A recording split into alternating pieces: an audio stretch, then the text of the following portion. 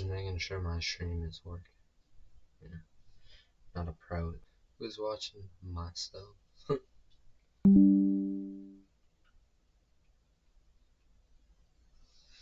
Hopefully OBS stays connected.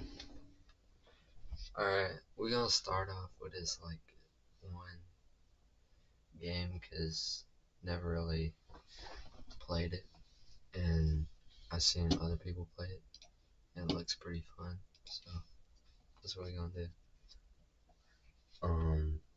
The say the word on beach, that it looks pretty fun.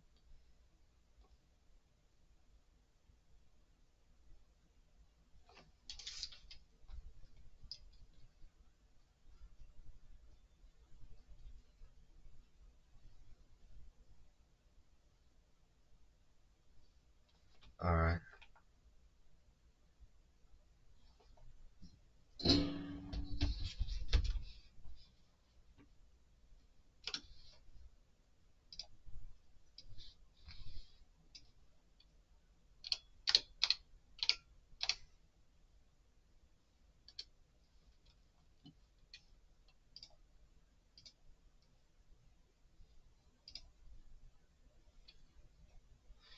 I'm just getting the YouTube studio set up if you wanna like wait on me.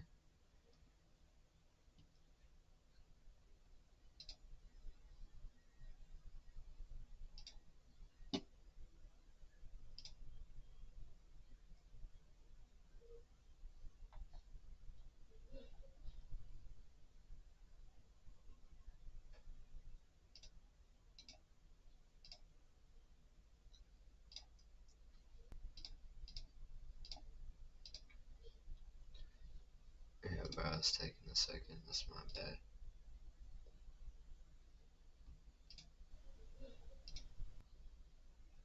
Dang, that's not a good idea.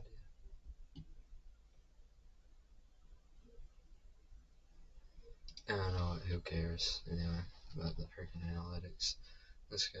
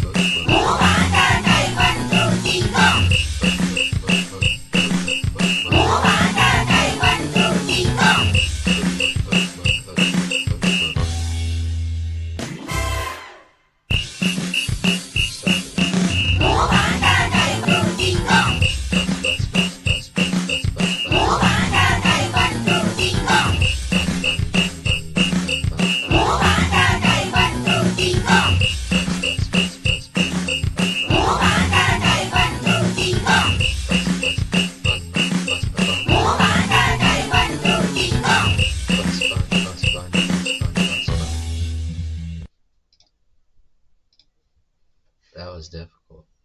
Which one do y'all want to do next?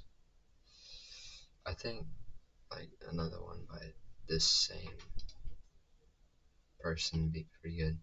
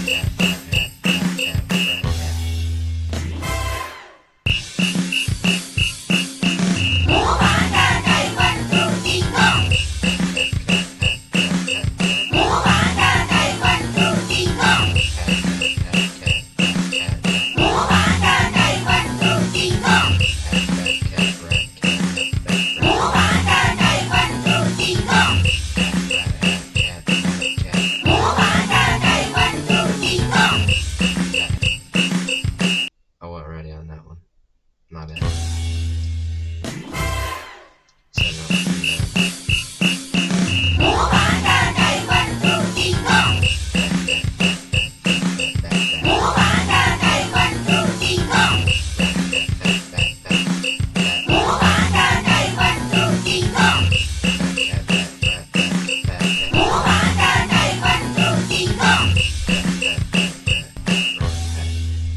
Almost messed up. I did mess up once.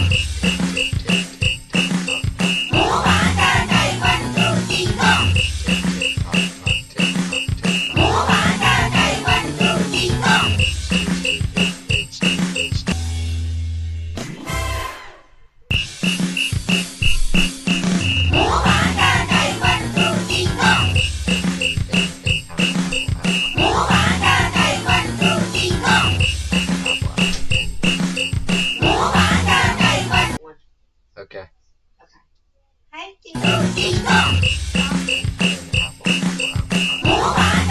Do what? Nothing, I'm doing something. Was you talking to me? Nah. Well, fine.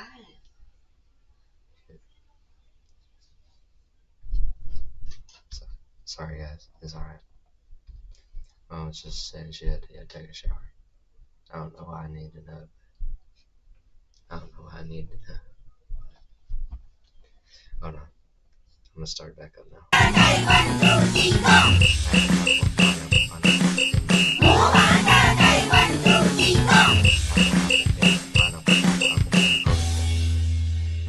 The reason that one was kind of hard because the pineapple is such a longer word. Normally it's like cat, hat, rat, vet.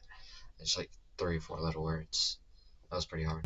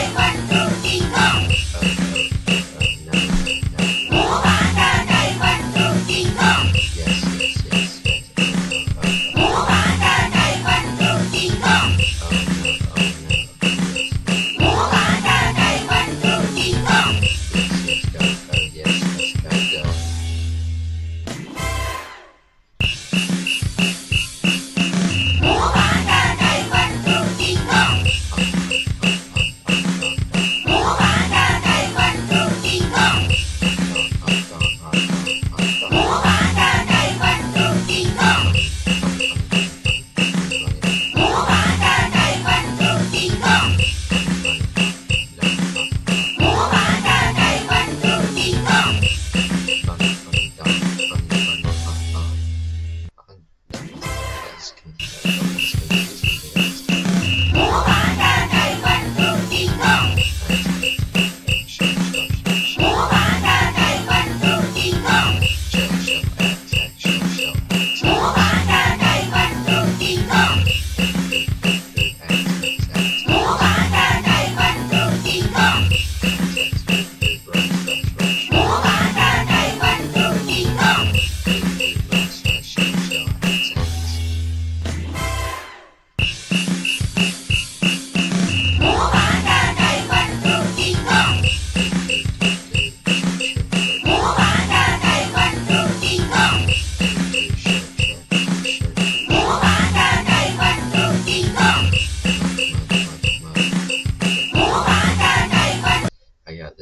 I got this from obviously watching him. He's the one that made this kind of game, I feel like, more popular. And yeah, he's been doing really good, so shout out to him. Yeah. He's really cool. If y'all ever watched him.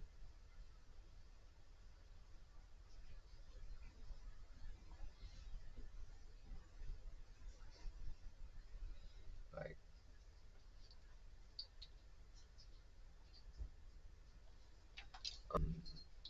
what else should I do? I mean, I could react to some videos. I kind of just want to do another one of these because they're pretty fun.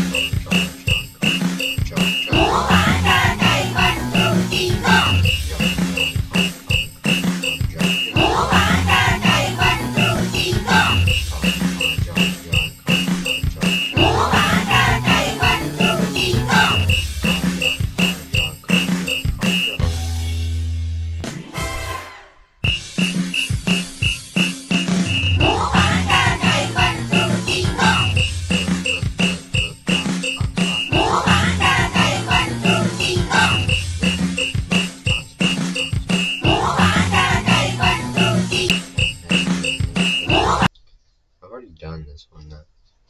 Dang, so I'm gonna go react to this video because why not?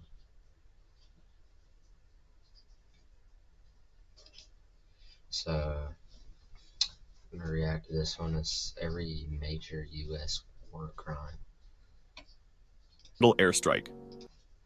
This is one of the most recent ones in the video, as it happened on October 3rd, 2015. On that day, attacked a hospital in Kunduz, Afghanistan. This was not a military base. It was a trauma center run by the famous aid group Doctors Without Borders. For about 30 minutes, the aircraft circled overhead, firing repeatedly and precisely at the hospital buildings. The gunship fired 211 shells in total. Inside, the scene was a nightmare. Some patients burned alive in their beds because they could not move. Doctors lost their limbs or were decapitated by shrapnel while trying to operate. As people tried to run from the burning buildings to escape, they were shot from the air. By the time the attack ended, at least 42 people were dead, including doctors, nurses, and patients. The hospital had given its exact GPS coordinates to the US military just days before, specifically to prevent something like this from happening. Even while the bombs were falling, hospital staff were frantically officials, begging them to stop, but the strikes continued. After the attack, the American explanation changed several times. First, officials said they were protecting troops on the ground.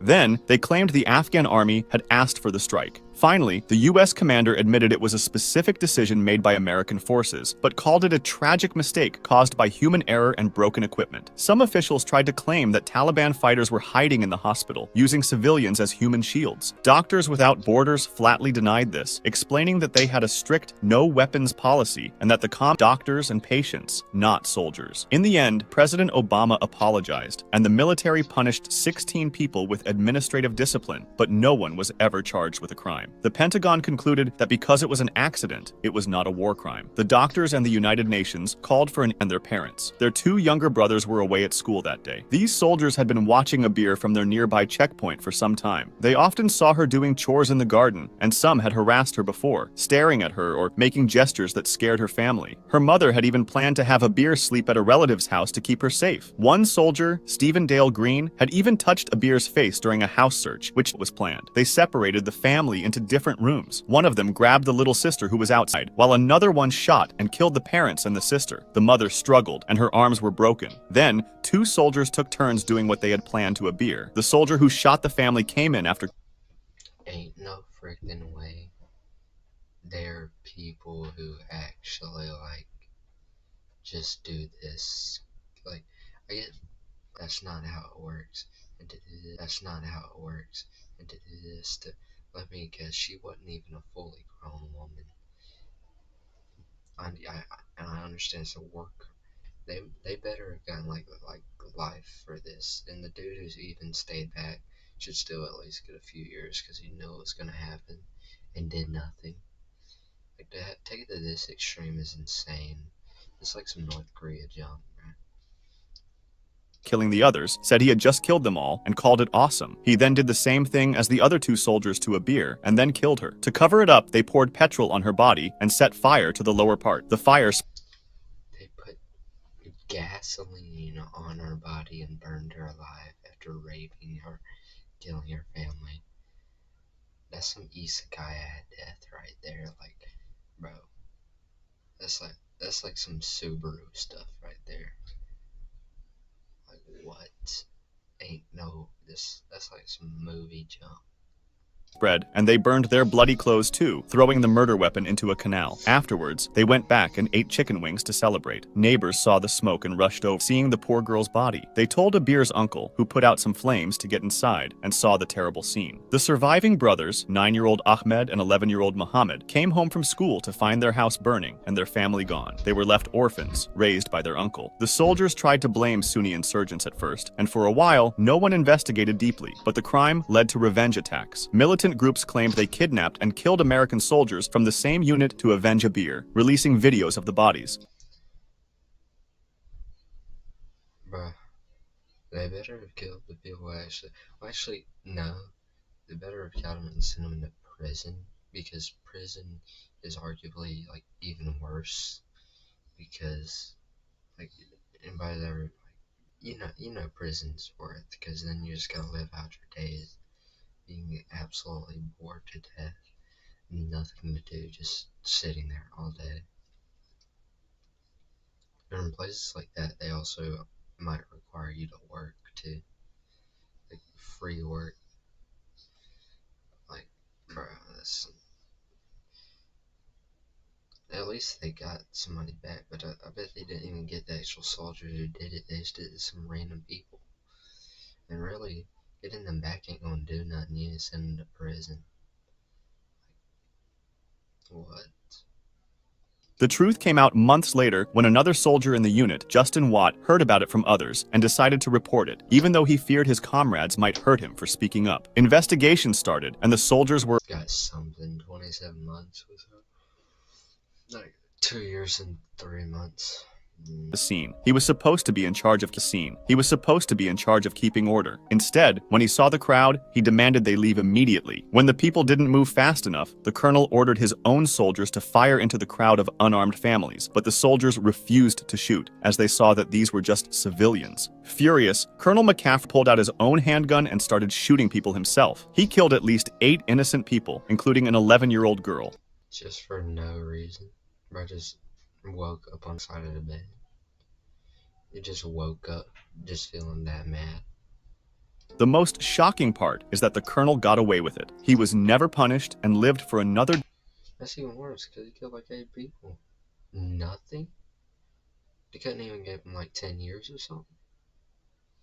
Decade before dying of natural causes. For years, this massacre was completely forgotten, and the truth only came out because the son of a witness finally decided to tell the world what he had seen. Tiger Force atrocities. The Tiger Force started as a small group of elite soldiers in Vietnam, trained to be fast and deadly. But by May 1967, this unit had turned into something monstrous. The mission was supposed to be about finding guerrilla fighters, but it became something totally different. The commanders wanted high numbers of enemy kills, and one colonel even ordered the troops to reach a specific number of kills to match the unit's name. This created an environment where soldiers felt like they had a license to kill anyone they saw. For 7 months, they went on a rampage where unarmed people were hunted down and killed, even if they weren't guerrilla fighters. The reports from that time describe a nightmare. Soldiers were executing... Yeah, the military gave them false senses of power and made them feel like I'm at the shower. okay, If you want to if you want to take one tonight, you ain't got to. You take one tomorrow. Okay. okay. Stella, what are you doing? You want to come live with me? She looks like she's comfortable. I ain't gonna mess with her.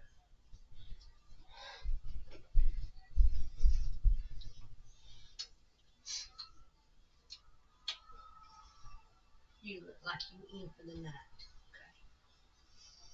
Okay. She doing to one thing. You hot here.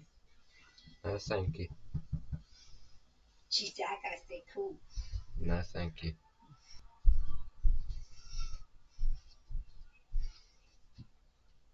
Love you. Love you too.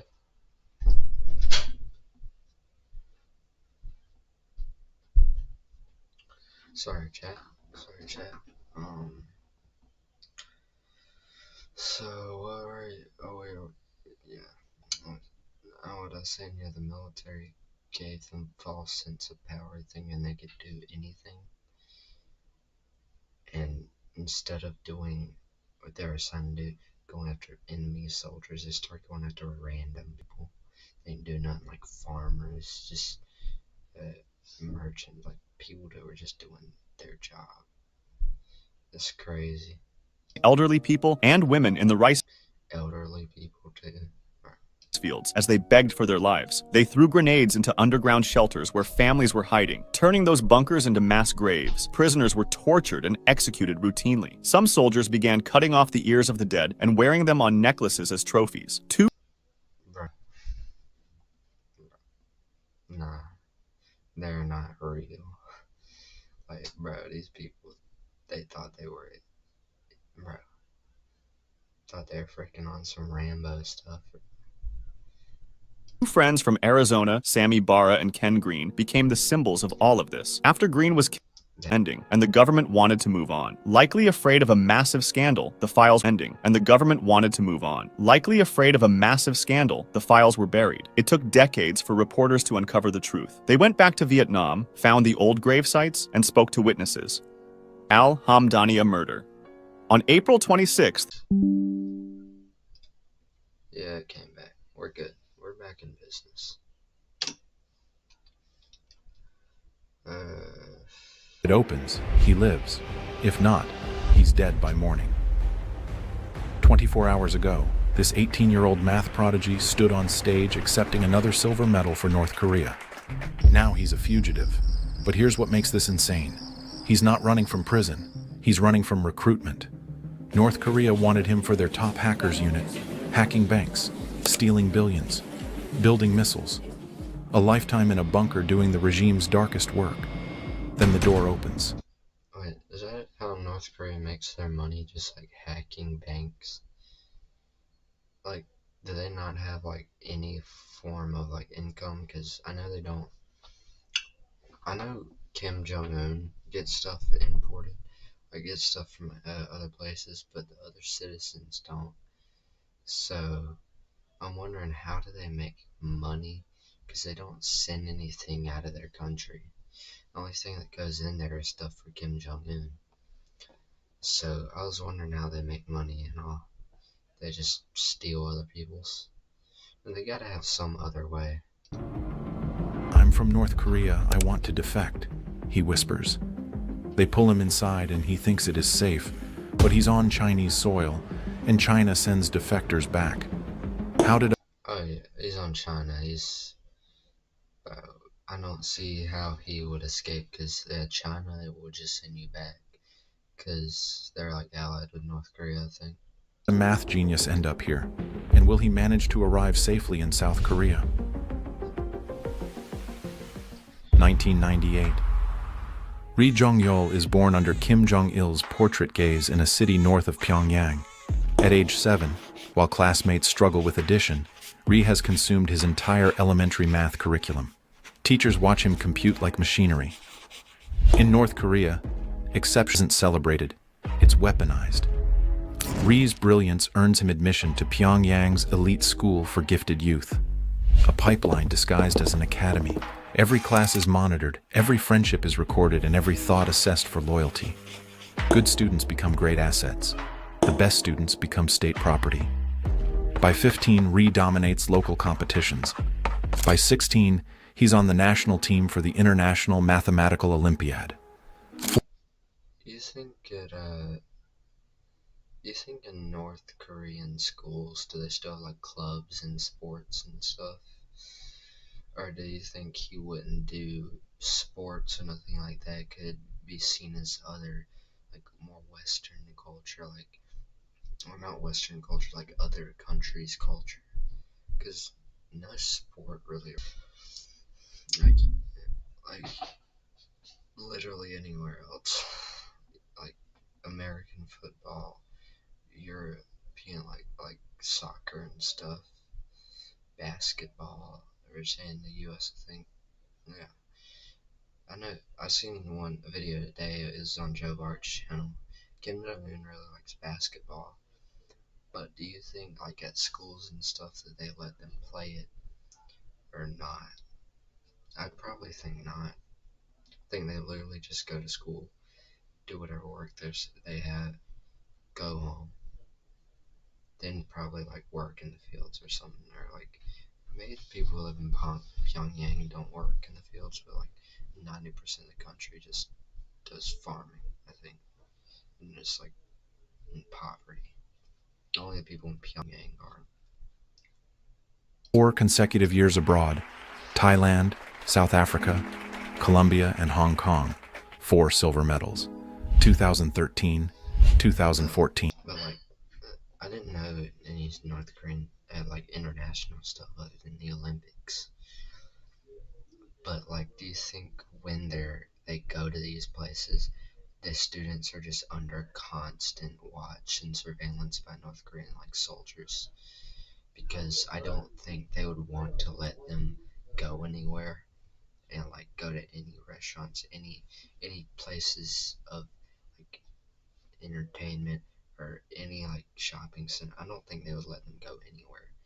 Anywhere they go would be escorted by a soldier, and where the North Koreans wanted them to go. Because if they let them go anywhere they want while they're in the country, first off, they're likely to run away, even if they're on their freaking beta club trip or whatever. They're more likely to run away like when they're doing this abroad stuff, or they're more likely to like learn about that country's culture that they're going to. And while they're there, they might learn about some of the rest of the world's culture and bring that back to North Korea. And obviously, they wouldn't want that, because then they'd realize how bad their country is in comparison. 2015 and 2016. Sorry for like the little rant there, but let's get back to the video. In a nation starved for prestige, he's a quiet weapon. The math prodigy carrying North Korea's flag to world stages. But international exposure cuts both ways. The brighter his spotlight, the tighter the regime. After his 3rd Olympiad in 2015, Rhee returns from Thailand expecting praise. Instead, he notices they are asking questions about him. Senior officials have been interviewing Rhee's friends, his relatives, his teachers. But this only So if you're just good at anything, then you're immediately suspicious. means one thing. In North Korea, state interest means one thing. You've been selected. Word spreads through hushed conversations. The government wants to recruit him straight from high school into a class. They just interrogate you and make you part of the military if you're like good at anything. That's weird. But then again, North Korea is weird. So. Classified unit, not university or public service. Something hidden. Rhee pieces together their plan within days. The regime will funnel his mathematical talent into cyber warfare. In the best case, he becomes a hacker for the Reconnaissance General Bureau, North Korea's covert digital army, raiding foreign banks and crypto exchanges to fund missile programs. And in the worst case, he's assigned to nuclear weapons research, a human calculator locked in a bunker calculating trajectories and yields. He has no choice, no refusal, or no escape. When they choose you, your life ends and your service begins. Forever monitored, forever isolated, forever trapped doing the regime's darkest calculations. He wouldn't see daylight except through propaganda. He wouldn't make So it's better just to act like you're an idiot so they don't want you for anything. That's what I'm getting from this. Just act like you're dumb. No. Because the smarter you are, like they said, the more they watch you, and then the less chance you have of escaping anyway. But if you just act dumb, I mean, most likely what you're gonna have to do, some just random job, probably just something to do with farming or something. Probably just be a farmer.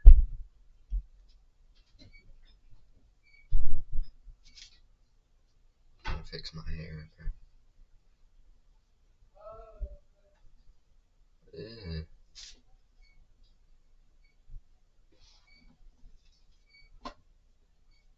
Oh yeah, that's way better. Make friends outside surveillance. He wouldn't own a single decision about his existence. For a 17-year-old who has glimpsed freedom during brief trips abroad, this future feels like premature burial. During those Olympiad competitions, Rhys saw students from other countries laughing without permission, browsing uncensored internet, exploring cities without minders. He even Yes, that's the thing. North Korea is not the thing. I guess they are thinking about it, and they're not thinking about it. If you let these people go to the Olympics or do this international abroad stuff, in these assume mathematical or school related competitions, or go to the Olympics, you're not gonna be able to hide other while you're in that country. It's not like in North Korea. They're gonna see all that other stuff, and they're gonna know that they're gonna see how much way better it is. And then going back to North Korea, they're gonna want that, what those other people had in those other countries, because it was way better than what they had. So they're gonna, and that's more likely to make them try to escape, but they can get that. Like I said, they're gonna want what those other students had, what those other people had, because they now know that country is way better. So it's kind of North Korea's fault, because taking them abroad is going to make them want to escape even more, because they've seen how much better the other countries are. befriended South Korean teammates who spoke his language but lived in a Sorry, I'm going to be ranting in between some of these videos, or when I pause them, do a little rant. parallel universe where choice existed. Each return to Pyongyang felt like descending into a tomb. Faced with conscription into North Korea's shadow apparatus, Rhee's mind rebels. He imagines windowless rooms, hacking foreign accounts to steal money for warheads, measuring his life in classified projects, and monitored bathroom breaks. That night, Rhee makes Monitored bathroom breaks is crazy. Watching you take a bad dump. Nah. a calculation more dangerous than any math problem. He will run. But how? Leaving North Korea means crossing borders guarded by shoot-to-kill orders, minefields, and a surveillance state that tracks every citizen. The Hermit Kingdom is a sealed trap. Then the variable emerges. The 2016 IMO will be held in Hong Kong. Chinese soil, yes, but cosmopolitan, sprawling, and home to a South Korean consulate. Also his final eligible year to compete. And China's such a populated country and such a big country. If he does escape there, and he's as smart as he is, obviously if Chinese military or any person of certain in the government does find him, he's gonna get sent back to North Korea. But he could such easily blend in with the normal people of China, just the everyday citizens, and since it's such a populated country, they would never be able to find him. If he's smart like that, he could just go up to some random citizen's house. Please let me stay here for the night. Please let me stay here. Then he eventually go get a job, make some money on his own, and next thing you know, he's a regular citizen of China. And they're not finding him at the 2 billion citizens there. This is his last trip abroad. He could move very far away in China or to another country or somewhere. to where the North Koreans could never find them. It's like a mannequin right here in this animation. His last chance. Can he escape the regime's surveillance in a foreign city long enough to defect? Before leaving for Hong Kong, Rhee breaks protocol. He tells one person, his father, a mathematics teacher who taught his son to love numbers, now listens as that son confesses treason. The father's eyes. Why would he do that? That's like the #1 rule when you're escaping this country. Don't tell anyone. These are so brainwashed there. That even if they're like your close relatives or whatever, and they would still think, oh, why would you want to leave here? Oh, leaving here is a crime. And they would report you, even though like they would gain nothing from it. Most likely they would send them to a camp too for like being associated with you. Why'd they do that? But they're so like brainwashed in North Korea that they probably would. Filled with fear and something fiercer, pride. He presses $200 in foreign currency into Rhee's palm, a stunning act. Well, his father's actually supporting him. That's good. W dad right there. Discovered, the whole family faces imprisonment. Yeah, the whole family goes to a freaking camp if he gets caught, so his whole family's kind of like riding on him right now. Or execution. North Korea punishes defection with 3 generations of collective punishment. Rhee's father helps anyway, knowing he will be executed as soon as his son defects. Rhee hugs his father, memorizing the pressure of arms around his shoulders, the sound of his father's breathing. He will likely never. No, that's a great dad. Like, knowing you will be killed just so your like son could leave that dreaded country and be free. That's insane. Like, that's some insane levels of love right there. See these people again. Never hear his mother's voice. Never learn if they survived his choice. He boards the plane to Hong Kong with his school team, carrying only clothes, books, and $200. One shot at freedom. I feel like $200 isn't that much, but yeah, as far as like America goes, I feel like in China that could get you some good stuff though. But can an 18-year-old student outsmart an entire regime? And what happens if the calculations go wrong? July 2016, Hong Kong University of Science and Technology. 6-member teams from around the globe gather, teenage geniuses tackling fiendish proofs for glory. On the surface, Rhee Jong-yeol is another contestant scribbling equations. Inside, he's pre-calculating an escape where every variable could kill him. He's competing for more than medals now. North Korea's delegation operates under lockdown protocols. The head coach confiscated all passports upon arrival. They have no smartphones and no unsupervised movement. A government-appointed handler monitors them constantly. It resembles a school field trip crossed with a hostage situation. Rhee smiles and plays the diligent student while scans for weaknesses in the surveillance. The routine is rigid. Contests by day, group activities and curfews by night. The instant competition ends, they'll board a flight back to Pyongyang. He just has a few hours. But Rhee notices cracks. The Olympiad isn't a prison camp. Professors and volunteers roam freely, no armed guards in sight. The North Korean teachers are strict but lack security training. They carry no weapons or handcuffs on intimidation and routine. And Hong Kong sprawls across islands and districts. Unlike Pyongyang's grid, you can vanish here. As exams progress, Rhee refines his plan. The first step is slip from the dorm after everyone sleeps, then reach Hong Kong International Airport, crawling with international travelers including South Koreans. Lastly, find someone from South Korea who can connect him to their consulate. He doesn't know where the consulate is. He can't search online since they have no devices. The airport is neutral ground, full of maps, ticket counters, and potential allies. A desperate gamble, but his only option. Through days of competition and ceremonies, Rhee maintains his mask. On July 16th, he earns his 4th consecutive silver medal. Team North Korea poses for photos, medals gleaming. Rhee forces a grin while his mind counts down hours. The contest is over. It's almost time. That night, organizers throw a closing banquet. Laughter, performances, handshakes, The North Korean minders relax slightly now the competition. Their job is done, deliver the propaganda value back home. They believe their star student will dutifully board tomorrow's afternoon flight, but they've already miscalculated. Ri has identified his window. The return flight departs at 2 p.m. on July 17th. That gives him morning hours to attempt escape, when handlers are tired and guards are relaxed. As curfew approaches, he retreats to the dorm with roommates. He lies on his bunk fully dressed, shoes tied, reviewing each step.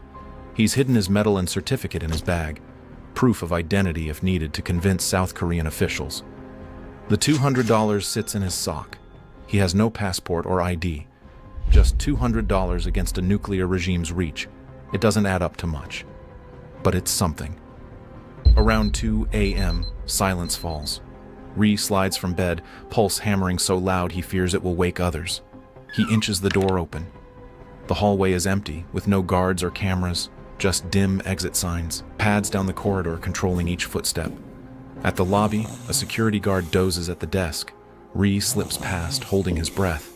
Outside, humid air hits his face. He allows himself one gulp of it and keeps moving. Off campus, he flags a taxi. "Airport, please," he says in broken English, voice shaking. The cabbie nods into traffic. As the campus vanishes behind them, Ri feels terror and exhilaration collide. Like, you gotta be mad scared. And also the amount of, like, you feel freedom and stuff for a little while. Then at some point he'll realize, since he doesn't come back, he essentially killed his family. Because since he didn't come back from that, they're gonna assume, like, obviously he escaped, right? They're gonna know that.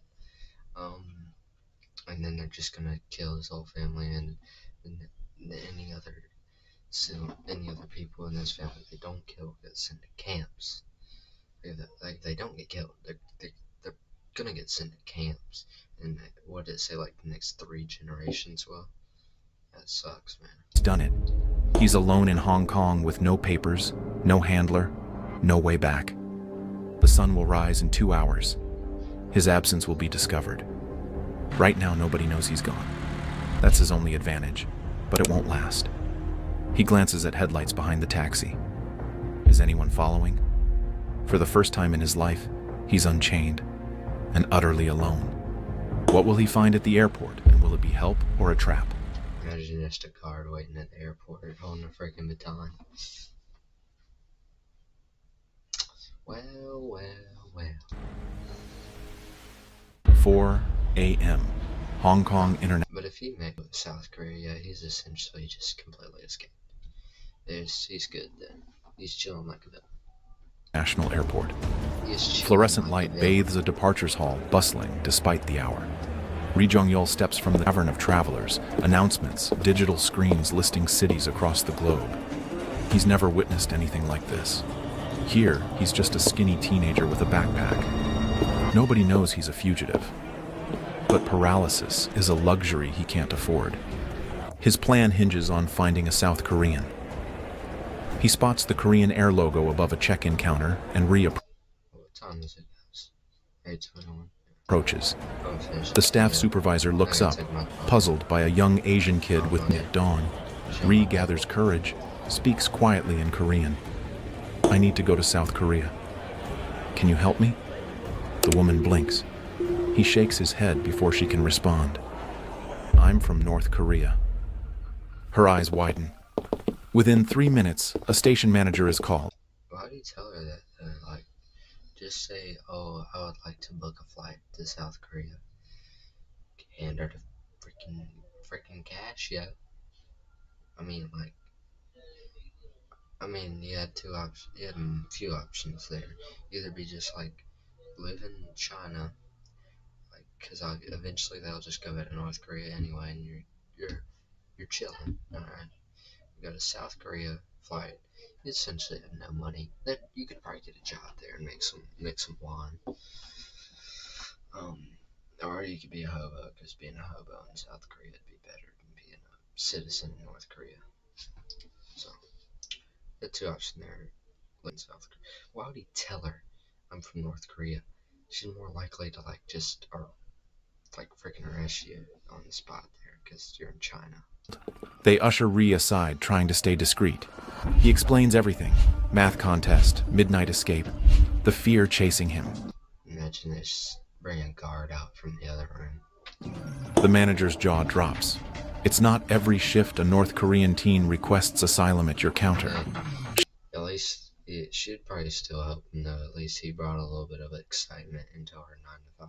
to 5. She dials the only people equipped to handle this: the South Korean consulate in Hong Kong.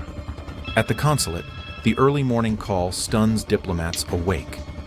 There is a North Korean defector, a teenage boy that claims he's from an Olympiad team. They're skeptical until details check out. There is a North Korean IMO team in Hong Kong, and one member is indeed missing. South Korea wouldn't sell him out, but I'm surprised China didn't. China would be selling you out in an instant. At least South Korea ain't selling. This is politically explosive. A defection on Chinese soil could trigger an international incident.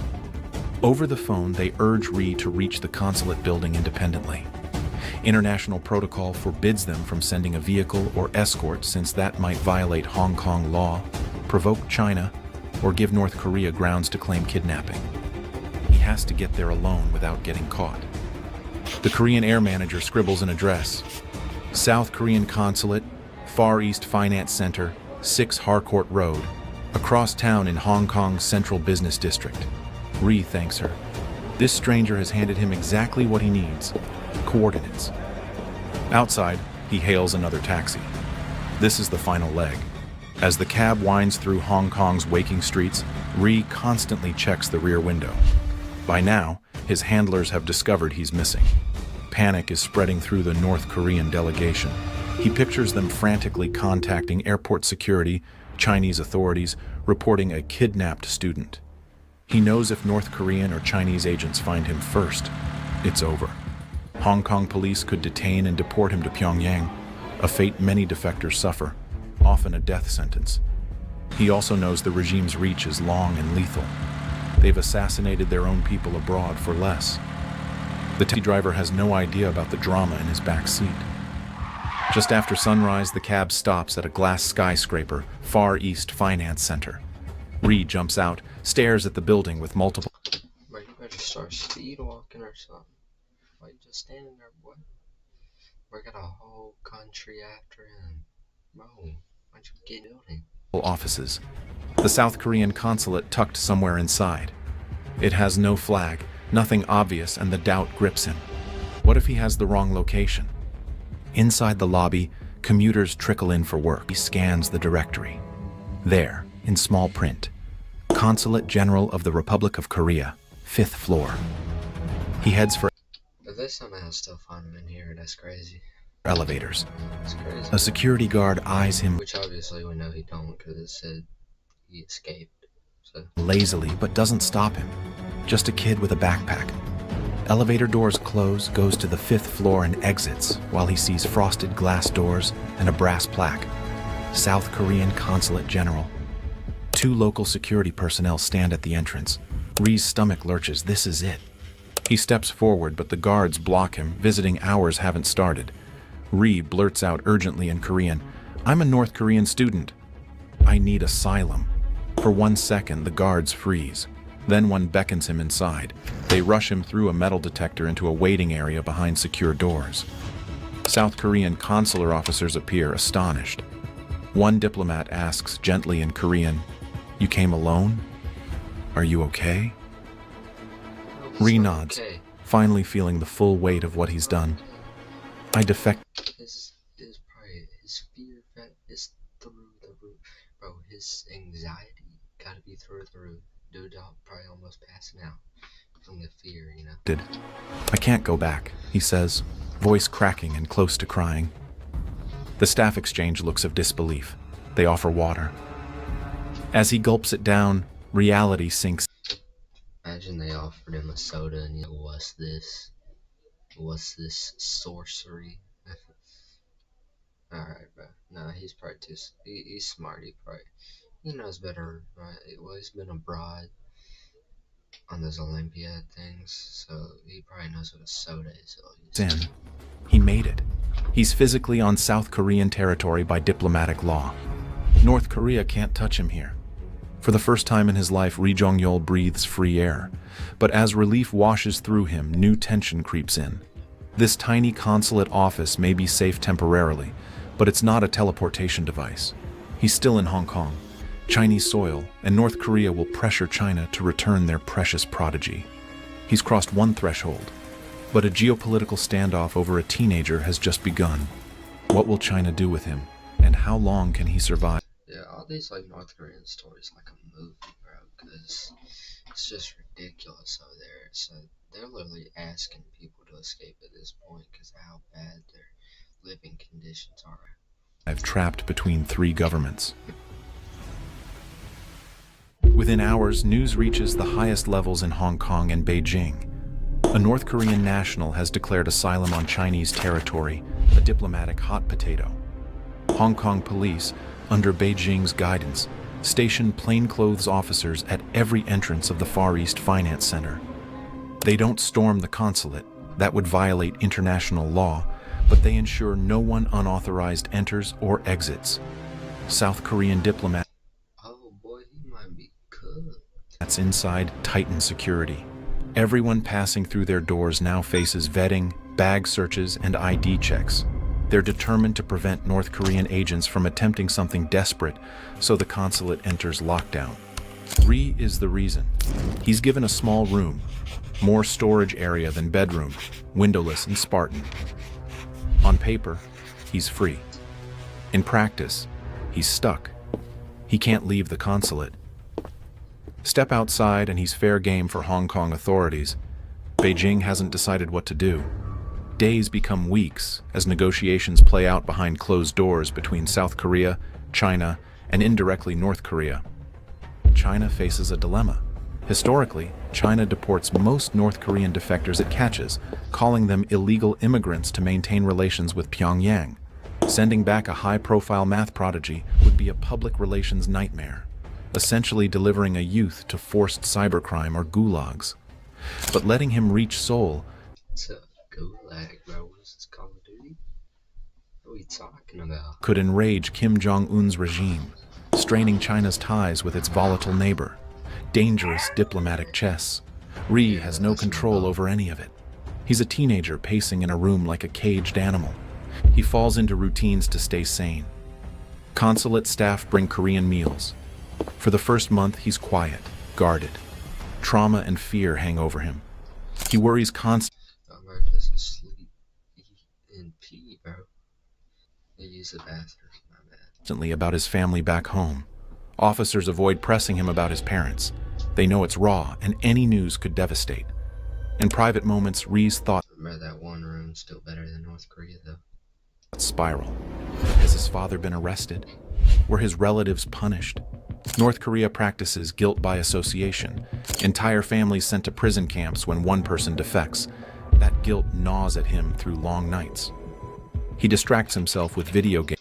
Like I said, yeah, he's gonna feel guilty because of like his family, because North Korea is guilty by association. So if he defects, they're gonna either send his family to camps, or they're gonna kill his, or they're gonna kill his family. Games on an offline computer. Oh, so he's got his first taste of video games, bro. Like on the freaking 1990 computer, but or this might just be the animation though. But yeah, what he probably played like offline, probably played like Geometry Dash. I don't know, like Flappy Bird or something. I don't know, maybe they gave him like Minecraft. That would have kept him entertained for at least 2 weeks. Computer the consulate provides. So He uses a treadmill they've brought in, jogging in place for exercise. at least he got some exercise. It strikes him as absurd. Inside an office building, running on a treadmill while outside one of the world's greatest cities sprawls, unreachable. Every day, staff reassure him they're working on his release. They encourage him to study South Korean language and culture in preparation for his new life. But as weeks drag on, uncertainty takes its toll.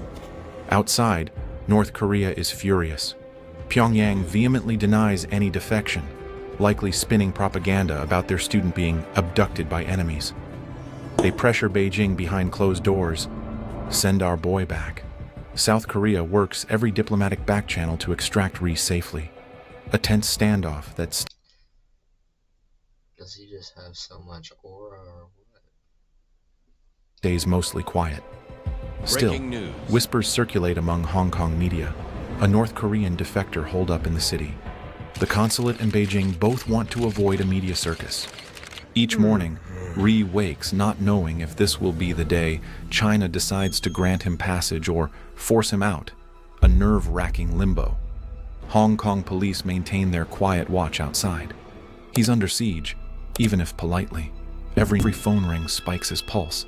He imagines Chinese officials debating his fate while North Korean agents fume beyond the consulate walls.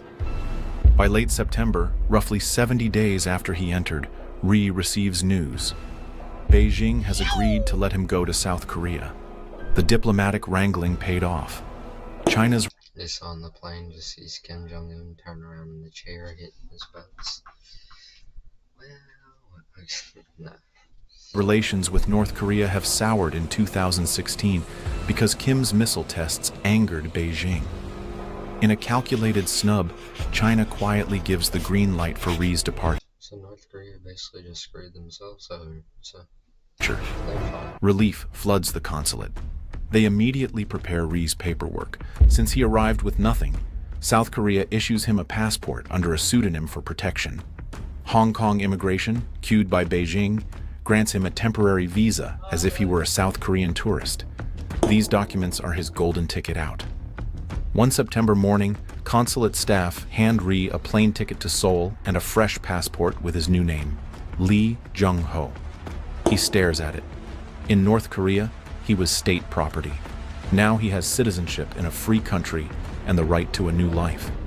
A South Bro, now I'm just picturing the Gojo from season 2, and just picturing the slowed Dandadan intro playing. That's probably how I felt. The golden on it, like an eye, zooming on it, on it. Korean official smiles. It's time to go home, your new home. Ri nods, eyes wet. But a final gauntlet remains. He has to reach the airport and board a plane without incident. Until the wheels lift off, this isn't real. Is this freedom, or will something still go wrong? And what's waiting for him in Seoul? Right at the entrance to the plane, what's her name? Ri? That's on the passport here, bud. Not Lee Jung-ho. Who is a Ri? Highly suspicious. They leave for the airport just after dusk in an unmarked consular car. Ri sits in the back seat flanked by South Korean officials, trying to stay calm. Hong Kong's skyline twinkles outside like any normal night.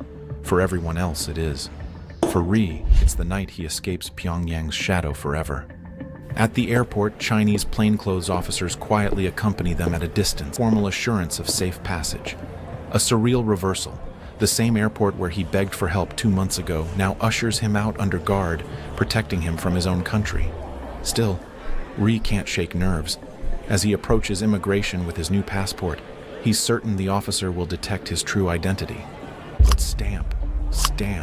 They wave him through as Mr. Lee, an ordinary South Korean traveler. Sure, Lee Jung-ho? How's your vacation to Hong Kong, Mr. Lee Jung-ho? Oh, it was quite delightful. No alarms or commotion. He nearly sobs with relief. Boarding the flight, he finds a window seat, buckles in. Only when the plane lifts off Hong Kong's runway does he exhale the breath he's held for 70 days. Below, city lights recede. He's free. It takes 3 hours. When Ri steps onto South Korean soil, it hits him. He's gone from North Korean defector to South Korean citizen. Officials quietly guide him through a special arrivals process away from cameras. After debriefings and And y'all can't see my dog. She's right there, but she's black. She's like pitch black. Her fur is so dark. paperwork, Ri Jong-yeol ceases to exist. In his place, Lee Jung-ho is officially born. Within days, he enrolls in an intensive program for North Korean defectors adjusting to Southern life. Culture shock crashes over him. He's free to watch TV, browse the... It's just like what? It's like an it's like waking up and stuff. It's realizing everything that you missed out because you live where you lived. It's insane. Like imagine once like if this happened like there was like a war or something in North Korea, dictatorship got took down by like some other country or whatever. They would have to rehabilitate every citizen there. It would take years to get all of them rehabilitated, adjust to their life in the rest of the world. Do you think they would all just get sent to South Korea? Or do you think they would get to choose where they want to live and they give them a couple years to learn the language to adjust to their new life? I feel like it'd be fair to let them live in any country that they would like to, though most would probably choose like South Korea, China, America, or something like that. Maybe not China, but probably like South Korea, America, Japan, something. Even though they would have to learn. Most of them would choose South Korea because their language is like the same, or it's like barely different. So it'd be easiest from them, for them. Some I could see going to like America or Japan or something like that. Imagine just jokingly telling them go to Australia, just get absolutely freaking cooked by a freaking poisonous snake first day they get there. I just got here. Alright. web and walk the streets without fear. But it's not simple. He has to learn new slang, new social norms, even how to navigate a supermarket, experiences the Yeah, no, it's like teaching a child. It probably took him like at least like 5 years to like adjust to all the new slang and social norms, how to navigate. The fact that you can laugh when you want now, you can go to the bathroom when you want now, you can sleep when you want now, you can do what you want now. All the stuff that you couldn't do in North Korea, he's having to adjust to. It's like teaching a baby. hermit kingdom never permitted. He attends language and culture classes, devouring knowledge about the world he was shut off from. Attending Seoul Science High School. And I hope somebody decided to be his friend, because a lot of people probably find this weird, because like they don't know that he is from North Korea, and I would hope he never told anyone. That would be dumb. But people would probably think he's weird because he doesn't know the social norms there. He's used to living in a dictatorship where you're told everything that you should do. Like you can't even laugh when you want to without being like executed. You couldn't have your own opinion. You couldn't have your own thoughts. I'm pretty sure they told you like Kim Jong. They tell like the citizens in North Korea like even if you have bad thoughts, like Kim Jong Un can read your mind and stuff. You know, like the lies that you were told when you were a kid about like Santa. I was using that example from Joe Part's video about this because he watched a similar video. It's kind of like that. They think because the North Korean citizens are told that Kim Jong Un or the Kims are like gods, that they don't poop, that they're gods, they can like reach your mind, and the things they believe that, so most citizens are brainwashed that they don't even have their own opinion because they think if they do, Kim Jong could read their mind, and it's just crazy, but that's how it is there because they have no access to outside knowledge. School feels like stepping into the future. His talent hasn't rusted. Within a year, he passes entrance exams and gains admission to Seoul National University, the country's top college, to study mathematics. Oh yeah, because he was a genius in math, so he got accepted to a top university as a immigrant. Well, technically he's legal now, but they don't know he's an immigrant. You better not tell anyone That'd be mad stupid. Remarkable for any young man. For someone raised without internet or academic freedom, it's astounding. Yet triumph carries heartbreak. Ree hasn't seen or heard from his parents or family since departure day. And he's not gonna hear from them.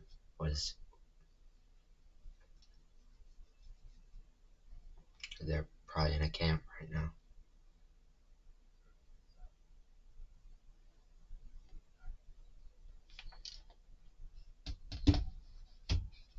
He likely never will unless North Korea collapses.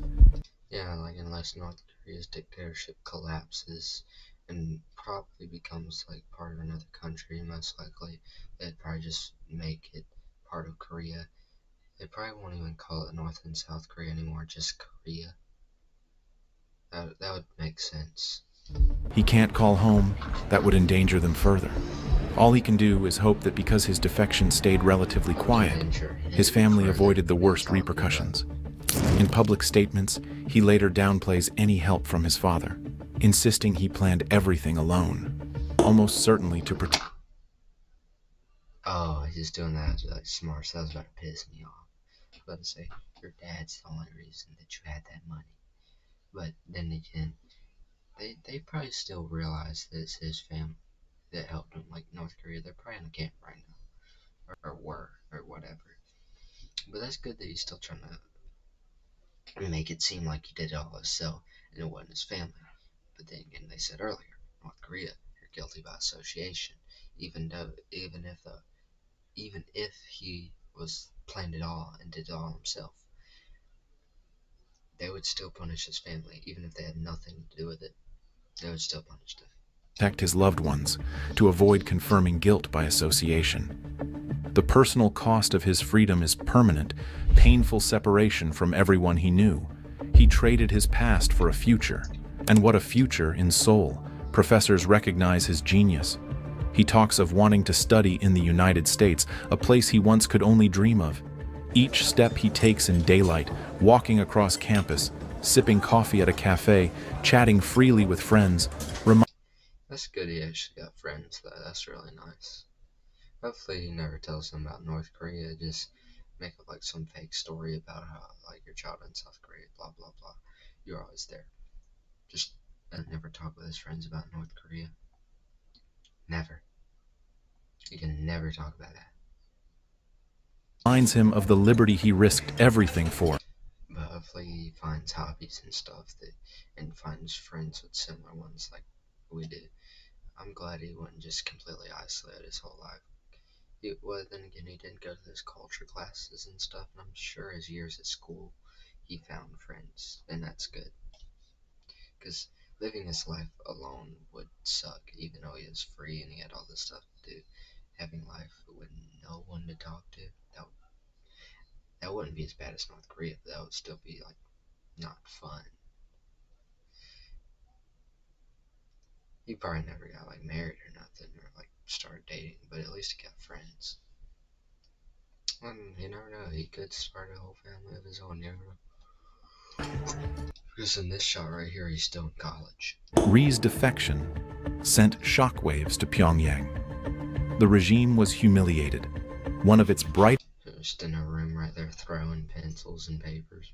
minds walked out under their supervision. Their response was swift and telling. For the next 2 years, North Korea sent no team to the International Math Olympiad. They froze the entire program rather than risk another betrayal. When they finally resumed in 2019, they did so with new precautions, government minders accompanying every student and coach, watching constantly. They would never let another kid slip away. Ree's story spread quietly among those who follow North Korea.